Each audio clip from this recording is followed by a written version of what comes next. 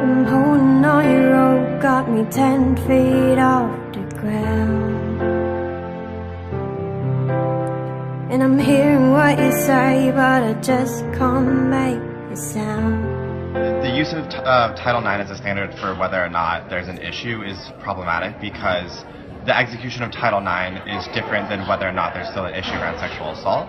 I think by Title IX standards, Georgetown has been doing fairly well. We've abided by all the standards, and we've actually taken a more critical eye to Title IX than I've seen at a lot of other universities as far as what does it mean for staff people, what are the distinctions between different staff roles. Like, for example, I'm an RA, and so there's been a lot of conversations about what does Title IX mean for me as both a student and kind of a student staff member.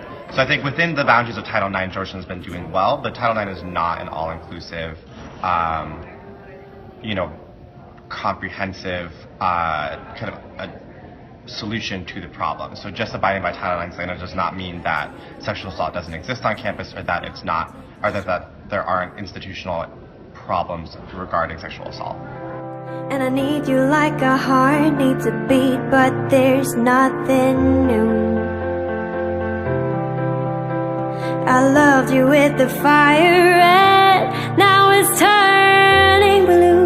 And you say you're sorry like an angel, heaven let me think was you.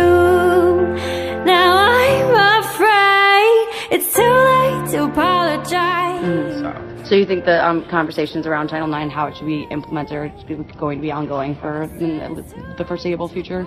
Yeah, and I think part of that is, Georgetown's fault, but I think part of it is because of the kind of ambiguous nature of Title IX, and I think there's a lot of ambiguity as far as what does it mean to be a mandatory reporter, who is a mandatory reporter, and things like that, because especially with sexual assault, while mandatory reporting does solve some issues, it also causes many other ones, and so it's hard to balance, what are the safe spaces, what are confidential resources, and we also have things like, the Women's Center and the LGBT Center, which are semi-confidential resources, but even then it's only some staff people within those centers are semi-confidential, and so, and others that you might think would be lumped into that category are not, and so it just gets very confusing as to like how these titles are implemented, because I think Georgetown is trying to do their best to best support survivors by having these different levels of resource, but then on a staff perspective and on a student perspective, it does get very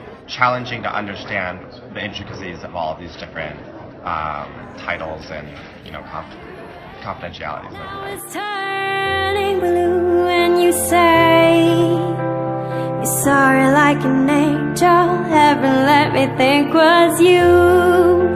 Now I'm afraid it's too late to apologize. It's too late. I said it's too late to apologize. It's too late.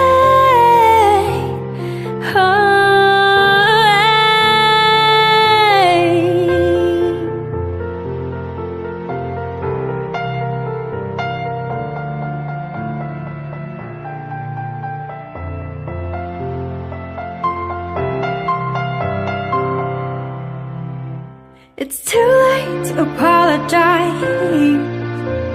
It's too late. I said it's too late to apologize. It's too late. I said it's too late